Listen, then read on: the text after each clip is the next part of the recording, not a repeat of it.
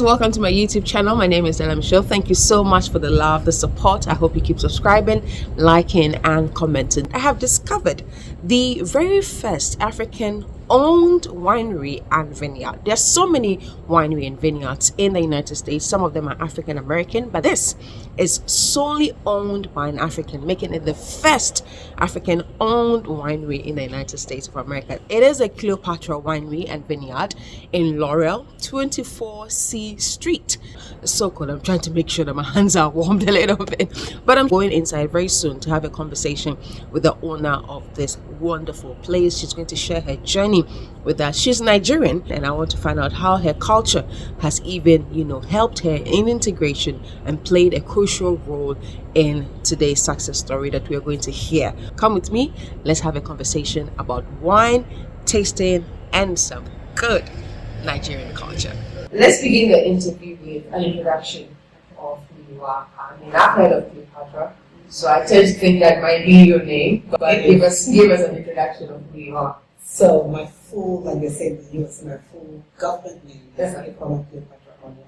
Okay. But normally Cleopatra is spelled as CLA, but I changed it to CLY for branding purposes for my fashion line. Let's begin with the integration and your journey into the outside, out of Africa, into the Western and even the UK.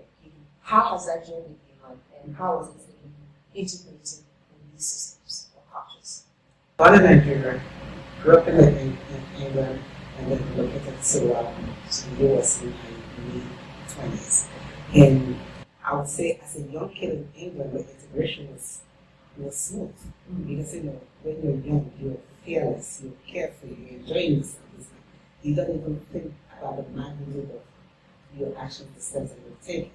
And then relocating to the USA, my daughter turned 3 years old in this country, and my son is 21 years. So, as a very young mom, single mom, married just from dad, got married right after college, married my dad, and coming into the country with 2 kids. I actually lived in Laurel, and the city of Laurel. So the integration for me wasn't too difficult apart from missing my loved ones, but they were really, really good. The church, St. Nicholas Catholic Church, they have a way of welcoming new immigrants and everything. It's like, oh, well, welcoming them for the new again. But the cultural difference was one thing. Because the British do things different, they do businesses different. American lifestyle, business world is more fast-paced and everything's like dom. So it took me a few months to sit back and figure out, okay, how do we integrate into the society? How do we do things? Actually, for the first time in my life, I got a job. I was working for somebody owning a business. And I worked in that company for 3.5, 4 months. And that was enough for me to be able to get my feet. And after that, then left and started my own, but I had actually helped to expand the company that I was with to date. The gentleman that made that business is still my very good business I joined. Interesting. But when you talk about the cultural aspect of it, was there a community, a ready community in Laurel, for instance? You did mention the church, but was there like a known maybe Nigerian community that was also very welcoming, outside the church that you mentioned? They weren't like a community like that, but I came in and fortunately I had some friends that had relocated from England to get for me, and I was able to kind of hang with them, learn things from them, go visit them, because that was another thing.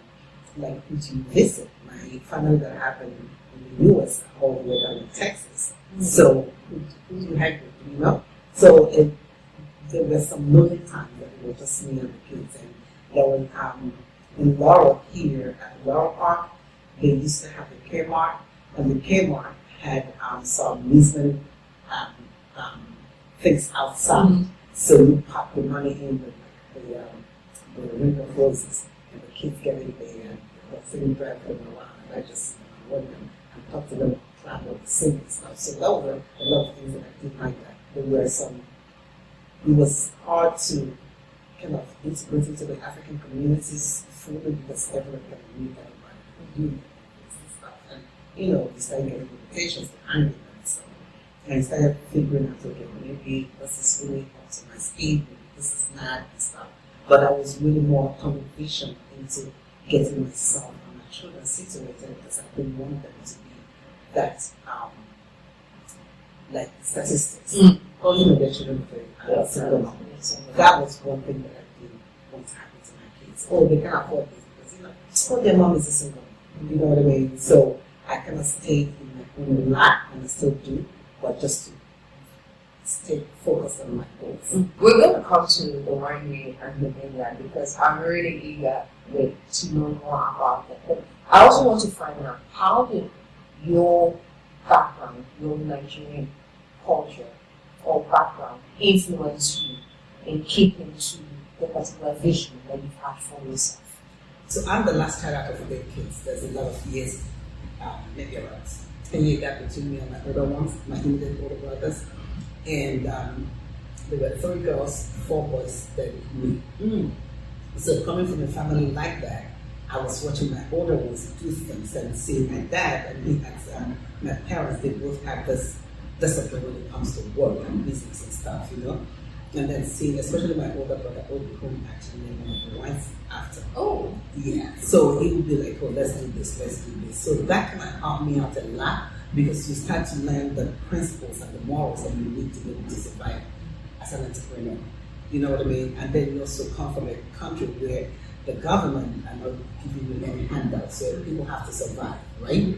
So you learn as an everything that you have to survive on your feet. You have to do, if everybody else is doing things up to 10%, you gotta do up to 15 in order to know to yourself, yeah, I'm successful, I'm doing things the right way. You know what I mean? Growing up, I remember that in school. So, like Africa as a whole, I believe, have the class system where you have the upper class, middle class, and lower class, right? So, and all the kids within that upper class system, you all go to the same schools, right? So there's also that competitiveness, like in class, you study, you have to be the best, right? And so I'm in school, and I'll come home, and I'll be like, oh, Dad, after a while, he started calling me number 5, right? Because I always come 5th position.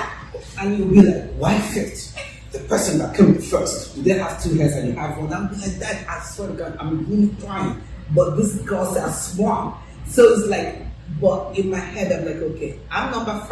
I can go down to number 6. I gotta maintain this position, right? And I had some really smart kids in my class in all the class, because again, they separate the kid and they kind of put this level of kids to this class. So you're moving from one class to the other, right? So those things are the things that make you sit up to say, okay, whatever you're doing, you gotta be the best. You know what I mean? And if you work hard to be the best, even if you fall short, at least you've given it your all. You've worked really hard, I tell my kids, you have to, in life, you have to balance. You gotta be able to work hard, play hard, and rest hard. You see what I mean? Yeah. So that's what I would say, that coming from genes, and you wake up every morning, you're like, let's go fight. Yeah. I think you've been able to, pass that or instill that well in your kids. Like, do they 100%. Own the Nigerianness in them? 100%. And my daughter has only been to Nigeria 2 times, my son 1 time. But you can tell them they speak broken English, they understand the language, Igbo language, our language, and you can tell them anything. They're 100% Nigerian kids. They own it, they claim it, they stand by it. My son is my operational manager for the brand. Both for my mental, I have a mental health clinic. Yeah. Both for that and the winery. My daughter, now she's a lawyer. She just passed her bar last week. So she does all the administrative work to back us up. She's now beginning to do all the contracts that we're doing for the winery and stuff like that.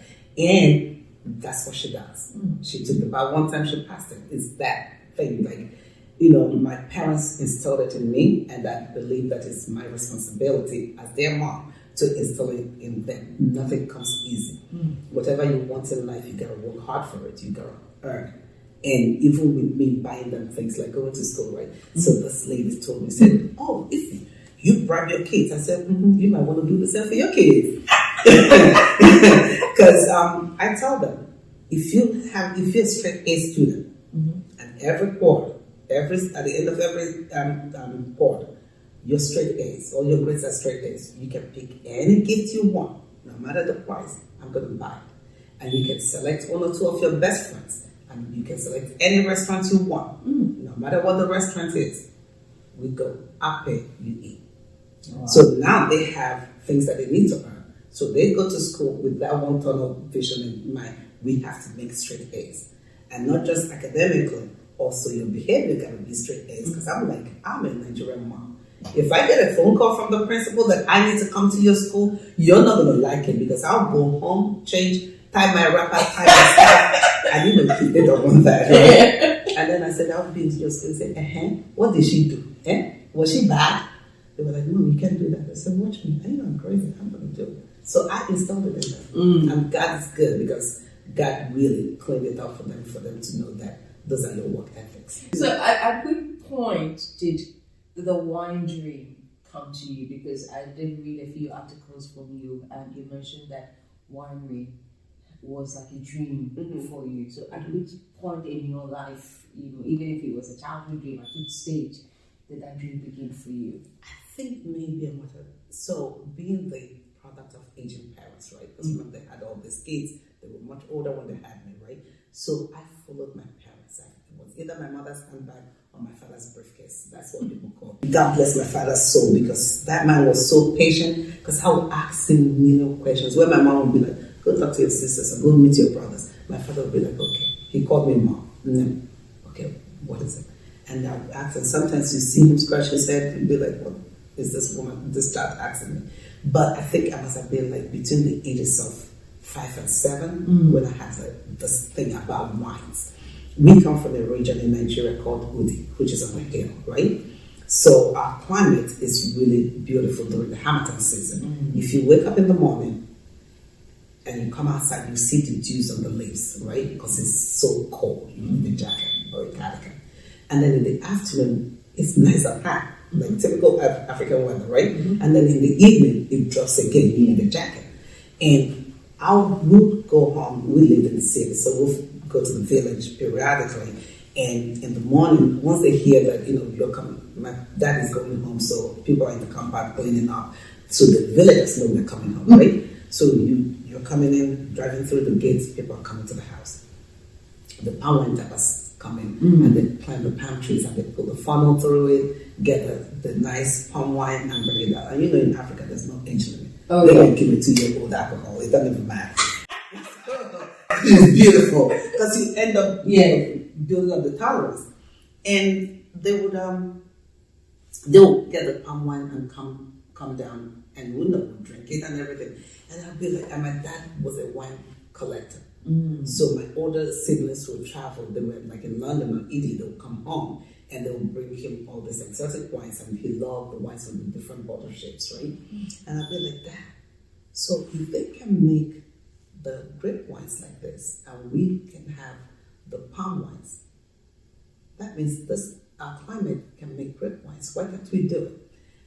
I think that was just beyond my dad. He was like, see how when you get older, you can do it. Okay? So him telling me that, for me now, that's a task that my dad had given me. So I grew up with that knowledge that I must do this. I must open up a winery. I must get this wine and compare it. I still have the notion of kind of playing with the palm wine to see how to make it easier to be able to bottle it like a bottle of the wine and the grape wine, because it's difficult to handle the palm wine. If you don't handle it really well, it will sour.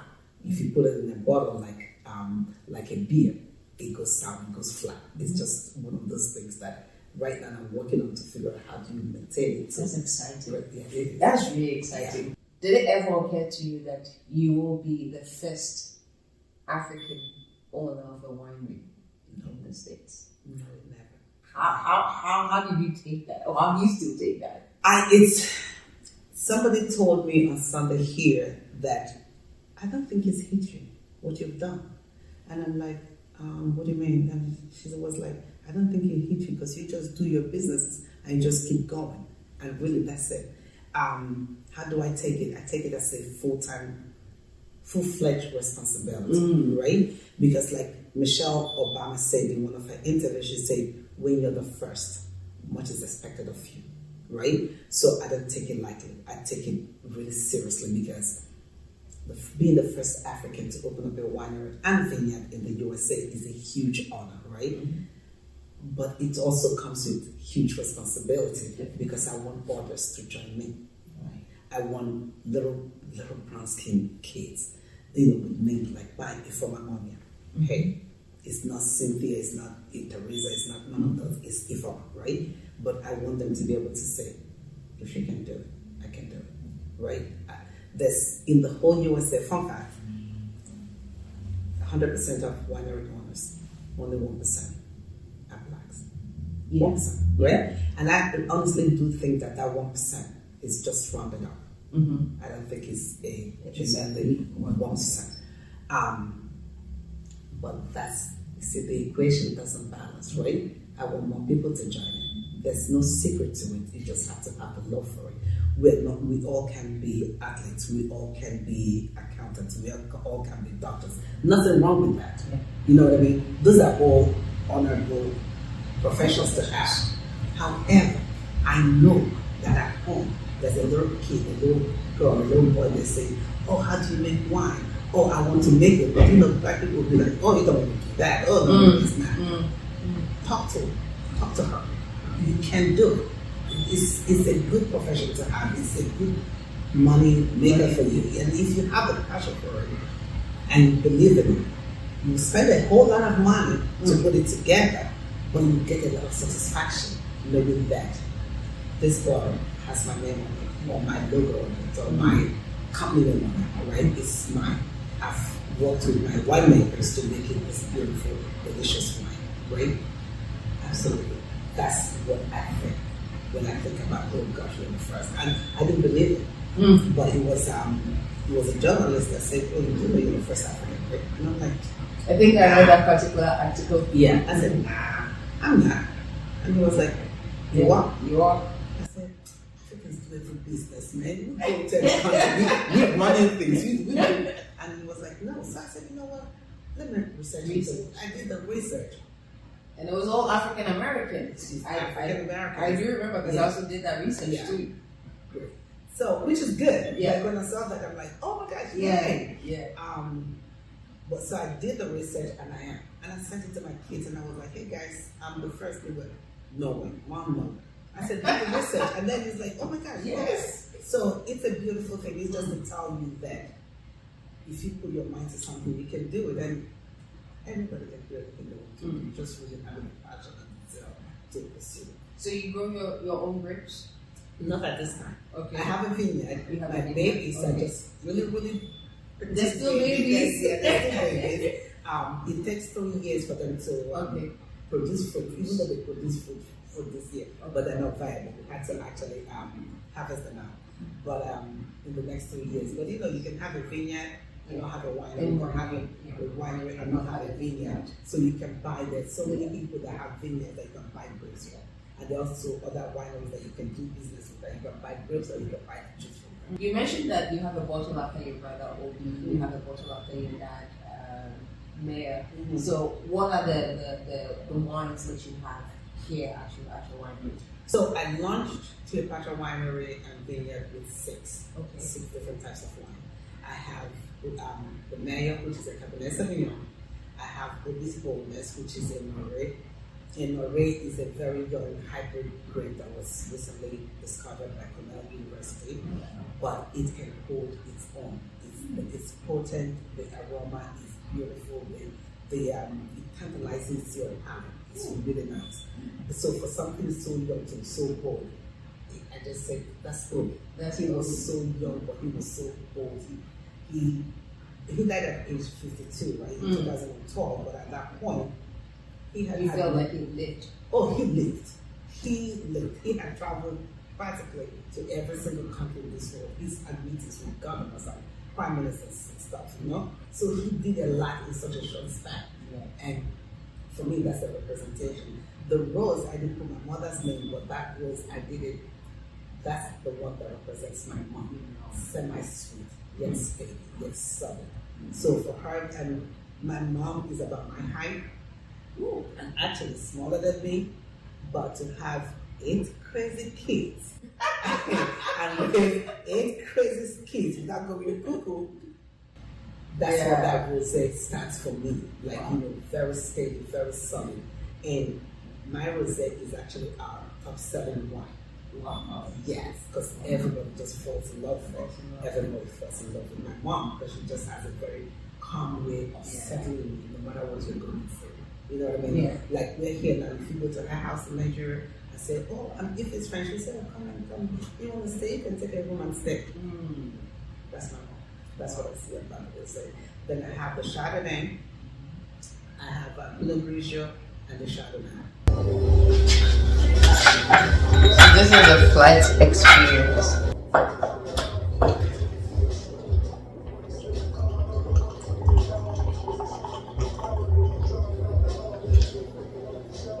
And this is the Pinot Grigio.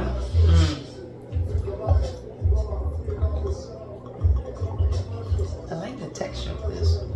When you hold it, Uh-huh.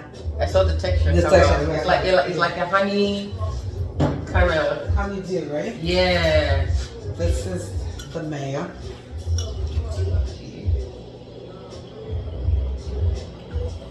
Wow.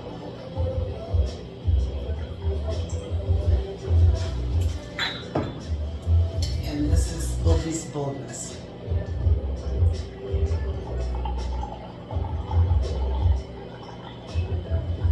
Okay. So we're going to give it a try. So it's always better to start your wine tasting with the whites. The white. Because they're lighter to your palate. Okay. So you want something lighter that it doesn't, kind of mess up your palate when you're trying. Okay. And then I'll do the rosé the last because it has sweetness to it. Yeah. So it's the white, then the reds, then the rosé, right? So this is your water, but I'm gonna fake like this is the wine, right? Okay. So you hold it in your hand and you swivel, right? You just swirl. You put it in your nose and you smell. What that does is that it wakens up all your senses, right? Because now your body knows that you're about to put something in your mouth, right? Yeah. You take a sip, but when you take a sip, you stop here and you hold it for a few seconds, and then you drink it. You get the whole impact of the wine. When you finish doing it, to tell people the difference in what you get, take another sip and just don't do any of those things. Just swallow it. You see that you don't taste it. Doesn't taste the same. So I'm beginning with the white one. The white one. So that's the Pinot Grigio. Wow. It's not gonna pour. I get the citric. Okay. Okay, take a sip. Hold it here for a few seconds. And then swallow. You see the difference, right? Yeah. Now take a sip, but don't hold, just take a sip and swallow it. You see the difference? Yeah. The first one I tasted, I got to know. You get to know everything about the wine in your mouth. Wow. Yes. This is I showed it to one lady. It was a group, so we always have like a party of 4, 10, all that, right? And then one of them was like, "Oh, this is my first time I'm drinking wine." And then everybody looked at her like, "What?" She was like, "No, you don't understand. I was drinking before, but I wasn't drinking. Today, I just drank it." I said, "Just hold it. It just opens up your palate, and then when you swallow it, it gets to all your senses, and you can feel and taste everything you're supposed to taste in the wine." It's the pear for me. Yeah. It's the pear. It just balances it. Yeah. It's a sweetness to it. Yeah. Wow. This is really good. Thank you. This is really good. This is really. Hey. I said I've stopped drinking, but I lied.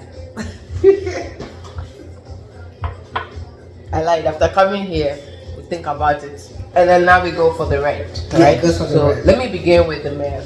Okay. What do you think? It's good. Okay. So That's the Cabernet Sauvignon. Okay. So shake. Ooh. It's powerful. Very rich. Wow. Wow. There's something nice in it.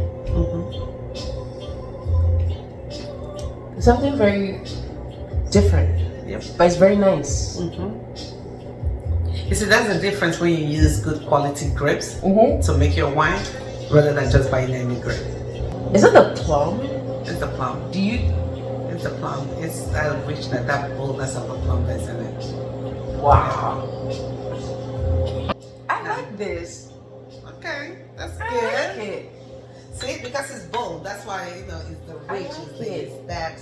Yeah, and then when you swivel it, you smell it. It Yeah. hits you the right way. You know, it's not overpowering. It's good. It's good because smell this for is you. this is how you enjoy your wine, and that's what will make you to slow down even when you're drinking. Then you're not just going to because now you're just getting the kick without actually tasting the wine, without enjoying it. You know what I mean? You have to savor the wine in your mouth. You know, and if you're drinking your wine like this, you find out that if you're trying to cut, you know, reduce the amount you drink, this is also the best way for you to do it, because then you're actually sitting down and you're thinking about what's going on. Just like when you're eating. Yeah. Right? You take your food, you cut it up, you put it in your mouth, and then you start chewing, and then you're enjoying it. You should enjoy your alcohol the same way. Yeah. Wow. Yeah. So now the next one is Obi's Boldness. And that's the Laurel red wine. Mm-hmm. That's the hybrid red. Wow.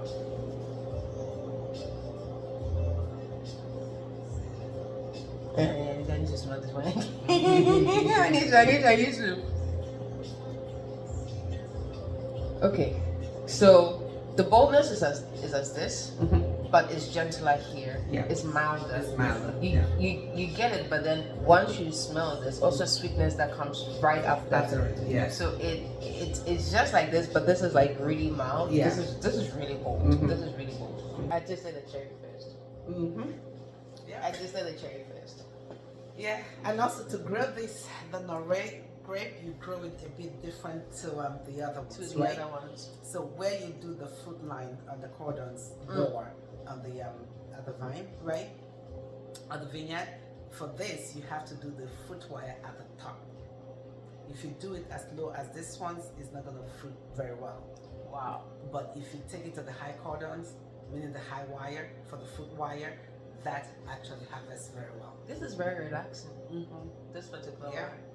Yeah. Well, I just had another sip, and all I could think of was meat, steak. Yeah, And this steak. nice And this. juicy steak, Yes! nice plate of suya, and that. Man, this will go in the suya. This will go pepper soup. This one is pepper This soup. one is pepper soup. Oh wow! I'm liking it. I'm liking it. So now the last one is the rosé. Ooh, I had rosés are good. This is very good, even if I say so myself. I don't know. It's a hit. It's a hit. It's a hit. Ooh. I told you the rosé is actually. Oh, there's so much water here. The rosé is actually our top. One of the top sellers. Oh, it's a hit. Mama, it's a hit. Yep. This is good. This is really good. On the day of the opening, we actually sold out. We had to go to our bonded area to go get out more of that. Yes.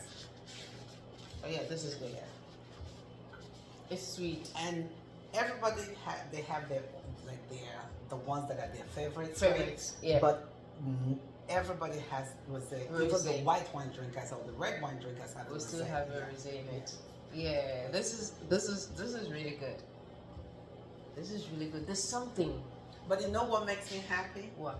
The fact that, right, I'm yet to see one of the wines for somebody to come in and say, ugh, haven't done it. How different has it been for you to keep your kids really invested in it, to make it the legacy that you want it to be? So, I think what it is, that saying, monkey see, monkey do, right? And we, meaning Africans as a continent, right? We have a way of starting businesses and just working hard to provide for our kids without showing our kids how it's done. You see what I mean? Which is why a lot of African families, when the parents, dies, the business dies most of the time, right? but we haven't learned the act of creating generational wealth. Meaning that if God forbid something happens to me tomorrow, who steps in? You gotta set the foundation the right way that your kids are able to do it. For me, from when they were little, I've always been self-employed. So from when they were little, I was taking them with me to the office. I'll send my staff to go pick them up after school and bring them in the office. They had an office where they had their sleeping bags and they had TVs and they had their computers there and stuff. And I'll tell my staff, get them to do something. They learn how to start filing from me. File, call the client, talk to the client, tell them, because I've always been in healthcare. Schedule the appointment. So they started, and then summertime, they had summer internships, and I paid them. Okay. So so you didn't like come and work for mommy and just learn, but you actually paid them. I paid them because when somebody knows that you're paying them, then they're taking it seriously. So whether it's your kid or you're paying and they're putting that money in their piggy bank, you're paying them. You see what I mean? You're not paying them the rates. You give them something, to say. So raising them to know that they have to earn their keep is what I've done. And then also getting, so when you get somebody, I own a mental health thing, right? Yeah. So when you work on somebody's brain, it's like you're trying to form their brain to go a certain way, right? So I'm showing them from an early age, this is your business, it's not just for me. I'm doing this for you guys. So you gotta learn how to do it for my grandkids. So if you ask my kids, they will always tell you, my mom talk about our kids, I'm like,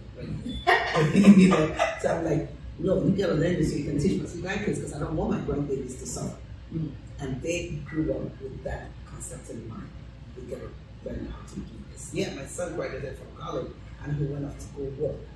And he was working some he would talk to me about it and stuff. And I'd be like, in my head, I really want this boy to come and work for me. But okay. And he's talking, and then one day I was like, he's like, Mom, I'm getting bored. I said, well, I have all these companies that are under one umbrella, so you really can't find boredom with me. And he's like, I don't know if you're going to be able to get me sex. I said, let's have a meeting. Okay. We sat down like this at the conference room in my office, and I said, okay, let's talk. How much are they paying me? He told me. I said, I can pay you more. He said, really? I said, yeah, I can pay you more money. He said, okay. If you can, then I'll take it. I said, okay, shake hands. Welcome on board. So now he's working. So he gets his paycheck every 2 weeks like everybody else, but he has a job with me. But he's working. You see what I mean? Yeah. So yeah, I paid him more money, but I paid him what he deserves to earn. You see what I mean? Based on the knowledge that he had, because I know he's known about all the businesses I've been doing from when he was little. So I just needed him to come in and put it into practice. How do you juggle the two, the winery and the mental health clinic? So I'm a nonprofit. My office is about the corporate office for the winery and the mental health clinic. They're both about 1 mile away from here. Okay. So it makes it easy. So I go to work over there in the morning, and then I leave and come here in the afternoon. Yeah. And I tell my staff over there, like, I'm going to my second job. And one of them was like, you mean you're going to your second business? I said, nah, that sounds boring. I'm going to my second job. I have two jobs, but that's how I make it work. Since the opening, I'm sure you've seen clients chipping in. You've had people share your winery. I've seen people do like a whole reel of your winery and all that. How does it make you feel? I'm grateful. Like if somebody says to me, what's the word that comes to your mind? I say grateful. Grateful for the failure. I'm grateful to God for making this possible, because you can have a dream and you pursue it and it just never happens, but He made it possible for me, right? I'm grateful for the fact that people come here and they drink these 6 amazing wines and they're like, oh my God, it's beautiful. I'm grateful to the 2 companies, 2 other wineries that I work with to make all these wines possible, and also for them as winemakers to have this passion for wine, and they help me a lot. So I'm just, my existence is like gratitude. I'm grateful. I'm grateful when I open up my social media and I'm like, oh my goodness, what did they trending? And people come in here like, I didn't know you were here, but I saw it on social media, and I'm like, oh wow, that's good. I've had so many articles written about it and about me that I didn't have an interview with those people, but they've just, how the So they see another article and they take it and then they rewrite it and all that stuff. So I'm just grateful for all the love that is being shown to me, because it's a childhood dream that I started, and I didn't know how. One of the interviews that I did, they were like, so what's your greatest fear? This is before we launched. What's your greatest fear? I said, they say, like your finances or whatever. I said, no, that doesn't scare me, because I know God always provides, right? But my greatest fear was, how would people take my wine? Would they like it? Would it be delicious for them? That was my fear. Because you can do something and say, wow, this is really nice. And you bring it up and everybody's like, right? So for me to do the launching and for everybody to come here, from the controller of Maryland to the county executive to the state attorney to the mayor, who made it possible for us to be within the city limit, the city of Laurel, to the congressmen, to senators that couldn't make it and sent me citations, to the councilmen, to the state delegates and the African state delegates and Judges County showing up even though they had other appointments. It's just been amazing. I know that you've mentioned in one of your interviews that you're hoping of adding Nigerian touch to what you do. African touch. What is the African touch? What is the touch? Okay, so apart from the decor in here, as you can see, we have a lot of African artwork, and we still have some sculptures coming in, and some of the games like the Mancala. You know the game Mancala? No. Oh gosh, I know African. Maybe you say different. Okay, yeah. So the Mancala is the English one, right? But it's the one that is on the board, and you have like 2 players, and you have 6 holes, and then 4. So for us we call it Oware. Oware, okay. Yes. Okay, for us we call it Incho. Incho. Yes. Okay. But in the English one is Mancala. Okay. So I bought one, but it's still not like good for me. So I'm having one designed with the company name on it, but because I want it to be crafted from back home. You know what I mean? My chocolates, I have chocolates. Yes. My chocolates are from Ghana. Oh yeah. Because again, fun fact, Africa produces 70% of the world's cocoa. Yet it's being exported.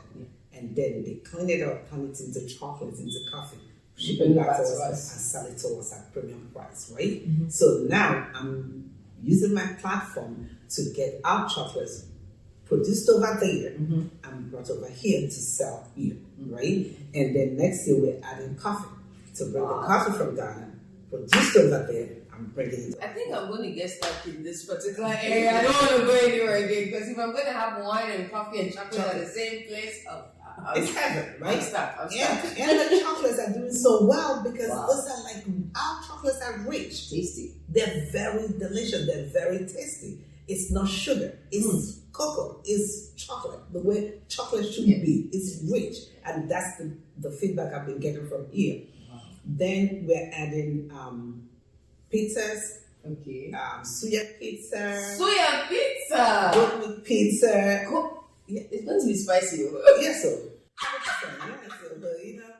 We're doing our charcuterie boards with African flavor on there. We have agege bread. The best bread ever.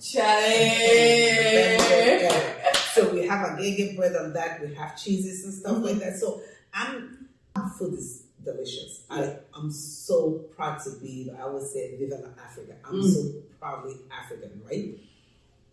I think what happens, a little bit of push up put off by for people is the fact our presentation. Yeah, we eat and we eat the big bowls, right? And then it's intimidating for me. Growing up in England, and then when I travel back home or go to African restaurant here and they dish out for me, I'm like, ooh. Give me a portion. Can I get a side plate? Because I can finish this, Yeah. Like they put the rice and it's like this mountain, But so now we're doing those. I'm going to do those, but in the smaller portions that is not intimidating, that is easy for you to eat and drink with. You know what I mean? That you can, like finger food that you can pick up and pop in your mouth, like spicy chicken. And all that. So, we did all those. We had a caterer that did it for the opening. Okay. Everything was eaten. Top notch. Top notch. Really good. Fish roll, right? Mm-hmm. But small, hors d'oeuvre size. Okay. And it's easy to pop in your mouth. Meat pie, Mm-hmm. all those things that we have that are really good. Those are things that we're going to put in here. We already have the menu. We can launch it here because we have to go to classes. Oh, yeah. I have to learn food handlers managers class before we can do all that. So once I can have time to do that, then we're going to add the food to the menu because African food is delicious. So you know where you need to hang out. Yeah. It's here, 24 C Street, Laurel, Clyopatra Winery and Vineyard. Yeah. Please don't miss it. Don't miss it. If you love pepper, I'm just. She was talking. I was just like, you're already thinking like a glass of wine and the wine. You have the rosé or something.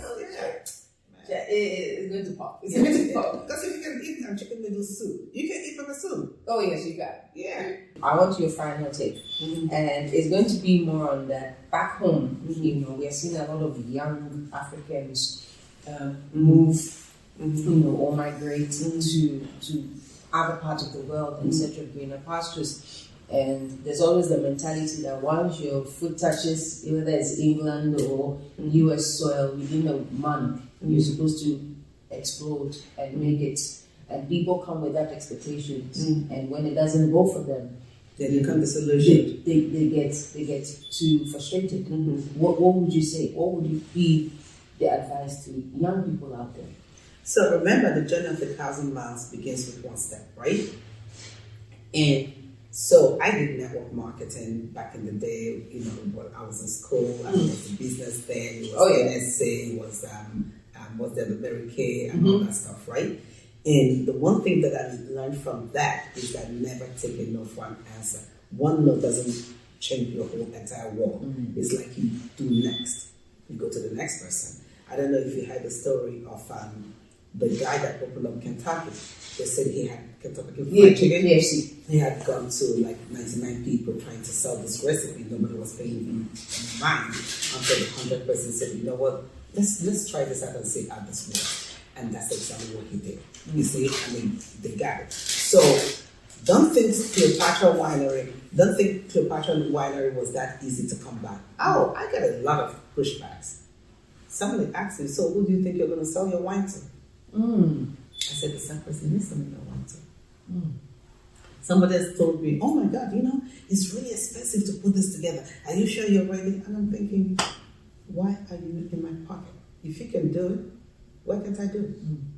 Do you understand? So everything that you do in life comes with those consequences. Same thing with my mental health care, same thing with my nonprofit. So the one thing that I will tell young people is this.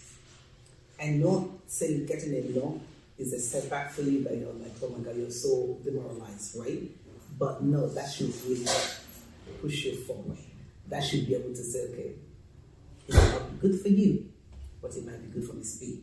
Move to Miss B. Keep trying, because at some point you're going to see somebody that will say, I'll help you. I'll do it, right? Even with my vineyard, I was still like, oh my God, what do I know about? I love planting, right? So what do I know about planting vines? How do we even get started? I joined all this, I went to seminars, I started taking classes and everything. But those things are good, but you need the practical aspect of it. And I met a young man, and I said, hey, because somebody introduced us, I said, can you be my vineyard consultant? He was like, oh, when are your vines coming in? And I'm like, yeah, they're coming in next week. He said, wait, your vines are coming in next week? And I'm like, yeah. And we planted thousands of vines, right? Oh, how are we going to do this? I said, we can do it. And he's looking at me and I'm telling him, he's an expert, and I'm telling him, oh, we totally can do this, it's fine. We just, yeah, let's do this. And he said, okay, we need 2 weeks. I said, let me tell the people to push back the delivery. So I called the guy in 2 weeks.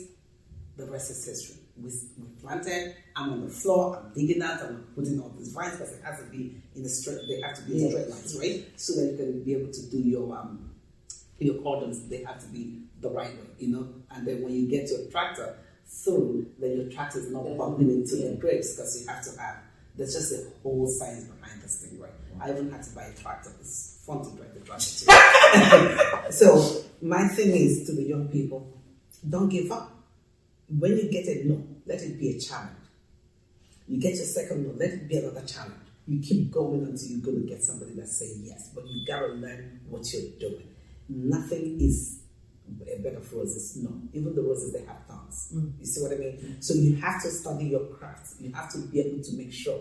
Don't see all the glam part of it.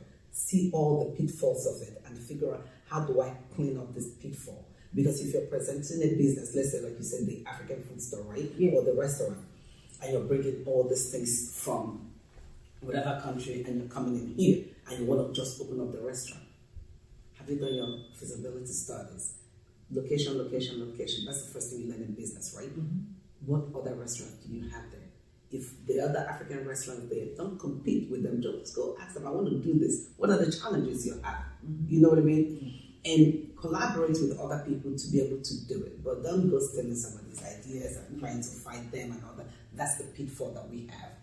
Learn your pitfalls. Learn all the negative that come with that business. Figure out how to clean up those negatives. Then before you even look at the positives, I look at that first. My first thing is, what are the challenges? What challenges will I encounter? I know what the end result will be, but what are the challenges? What challenges? If I know the challenges, and then I fix the answers, then I go into the business. I'm not going blindfolded. I'm going in knowing this might happen, this might happen, this might not happen. That's what I would tell them. But you gotta don't stop, keep forward. Because if God gives you an idea in your head, that's a gift, that's a blessing. Why stop it? Because He also will show you the way to be able to achieve it. So don't listen to yourself. And more than anything, don't listen to all the naysayers that will tell you, well, I've been in America for 10 years and I couldn't do that. How come you think you're going to do it? No, don't listen to them. Those are the ones that you said, thank you, and you keep moving on. I hope you watching us have also had a good time. If you are in Maryland, in Virginia, in DC, or should you even come to the DMV, I mean, there's Thanksgiving, there's Christmas, there's just happy hour, there's Valentine's. Just because. Just come, Thursdays through to Saturdays, they open from 3 p.m. all the way to 12 midnight. And then on Sundays, it's from 12 to 12. So no, 12 to 8. 12 to 8. Okay, so they got to rest. So Sunday is from 12 to 8. Thursday, Friday, Saturday is from 3 to 12. Guys, this is the place.